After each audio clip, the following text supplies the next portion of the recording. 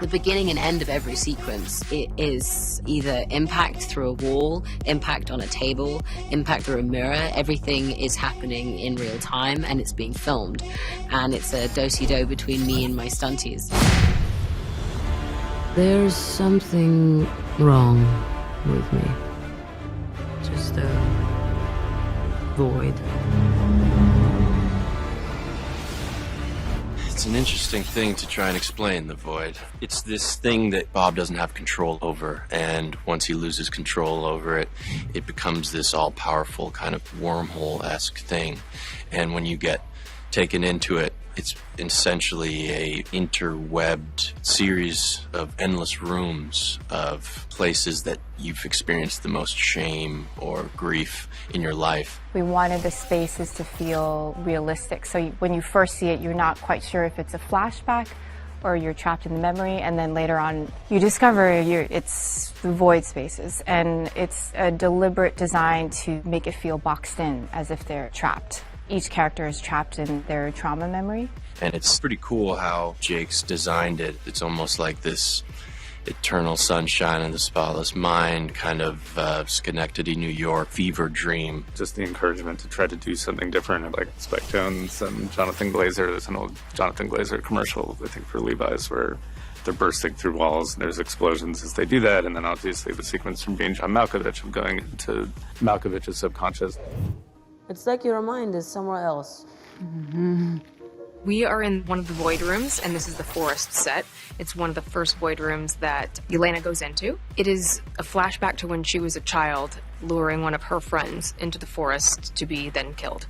And so it's sort of a nightmare of hers that she has to relive over and over and over. And ultimately she has to bust through a wall to get out of here, which then takes her into another void nightmare room of her own. Starting from a practical base, like if you really see something happen and you can really make something happen, there's a kind of unpredictability and a magic to that. The transition between all these rooms is quite tricky because gravity shifts and is different in each room, and there's different rules in each room.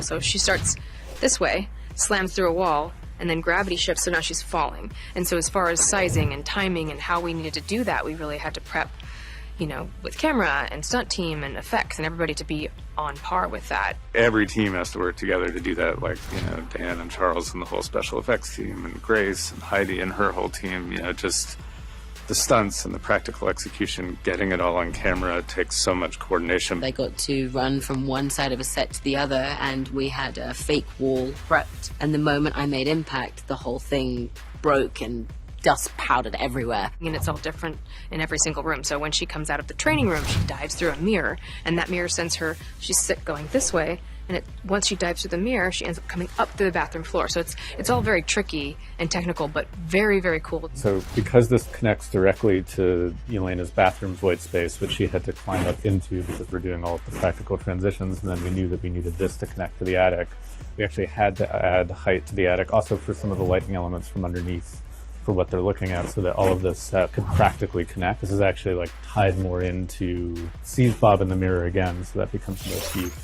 We built that bathroom set here, and also the training room set, so when she sees Bob in the mirror, that's all done practically, and he's actually in the reflection. He kind of dims the lights in the bathroom and allows her, and in one shot we sort of pan and dolly and push her into this space. It was really important that we didn't rely on CG for the sequence. We wanted it to feel real, and we wanted to use simple camera tricks. And even though they're simple, they are incredibly technical, in that you have to match these frames up perfectly to make it feel like we are blending this sequence together seamlessly. Something that we're doing on this movie that we've really never done before is we have an editorial department almost set up on set with us. So as we are filming, these shots are getting cut into an edit. That was really important for a sequence like this, where it's very important that we have these shots seamlessly blend together. So we were able to go to the monitor, make sure they matched, to make sure we could move on to the next thing. They are human beings more so than they are superheroes. And so that way they're much more relatable, and it lends itself to being shot in a very practical way. The sets built as much as possible, everything in camera as much as possible. The stories being told in a way that they're every man, they're every woman. We can all relate to them in every way possible. And even if it doesn't make the emptiness go away, I promise you it will feel lighter. How do you know? because it already has for me.